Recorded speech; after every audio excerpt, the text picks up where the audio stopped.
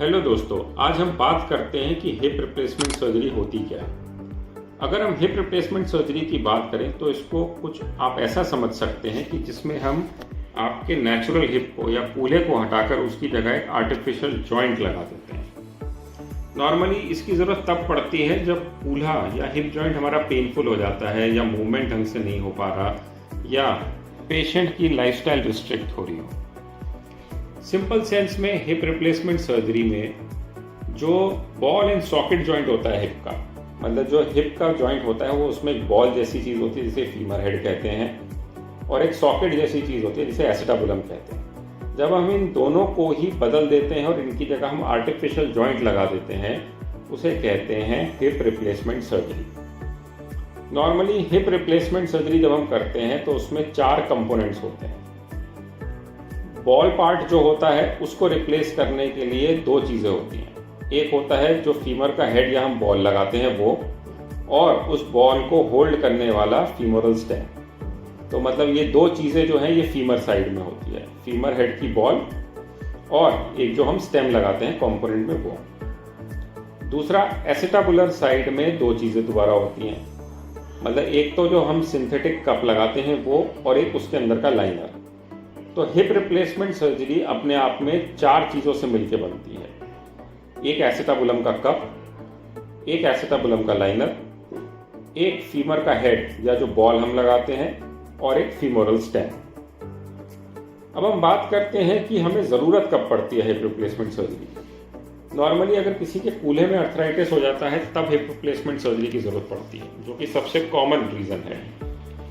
कभी कभी avascular necrosis या जिसमें कि खून जाना कम हो जाता है हिप के गोले में और उससे हड्डी टूटने लगती है, उस सिचुएशन में भी हमको हिप रिप्लेसमेंट सर्जरी की ज़रूरत पड़ती है।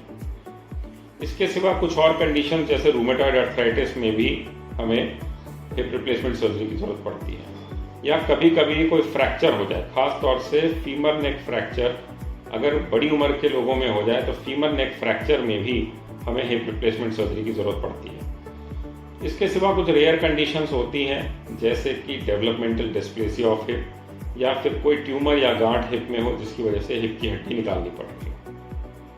तो ये सारी सिचुएशंस में हमको हिप रिप्लेसमेंट सर्जरी की ज़रूरत पड़ सकती है। अब हिप रिप्लेसमेंट सर्जरी अपने आप में 2 तरह की होती है। एक वो जिसमें कि हम पूरा कूल्हा बदलते हैं जिसको टोटल हिप रिप्लेसमेंट कहते हैं, मतलब उसमें हम सॉकेट पार्ट को भी बदलते हैं और बॉल पार्ट को भी। दूसरा होता है पार्शियल हिप रिप्लेसमेंट या जिसे हम हेमी आर्थ्रोप्लास्टी कहते हैं, जिसमें हम सिर्फ हेड वाले पार्ट को ही बदलते हैं, मतलब जो बॉल वाला पार्ट होता है फीमोरल हेड का उसी को बदलते हैं और जो एसिटाबुलम होता है वो वही रहता है। हिप रिप्लेसमेंट सर्जरी मोस्टली 3 तरह में हम और इसको अंदर डिवाइड कर सकते हैं।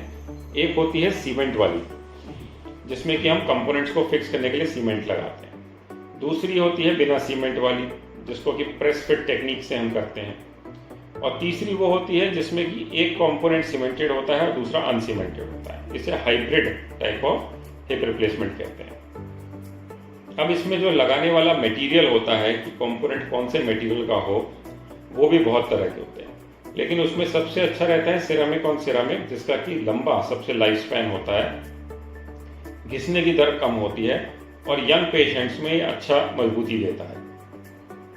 तो ओवरऑल अगर हम देखें तो हिप रिप्लेसमेंट सर्जरी में इस तरह के कंपोनेंट्स यूज होते हैं, इस तरह का मटेरियल होता है, मोस्टली सिरेमिक ऑन सिरेमिक। या फिर अगर आप देखें तो इंडिकेशंस भी मैंने आपको जो इस वीडियो में बताए हैं, इन इंडिकेशंस के लिए आपका डॉक्टर हो सकता है आपको हिप रिप्लेसमेंट सजेस्ट करे। तो घबराइए मत, हिप रिप्लेसमेंट एक बहुत ही सेफ और इफेक्टिव तरीका है हिप अर्थराइटिस से लड़ने का। इसके रिजल्ट्स अच्छे हैं, लिटरेचर सपोर्ट भी अच्छा है और आजकल हम इसको छोटे चीरे वाली तकनीक से, जिसमें कि मसल्स नहीं काटते, उस तरह से करते हैं, तो इसके रिजल्ट्स भी अच्छे हैं।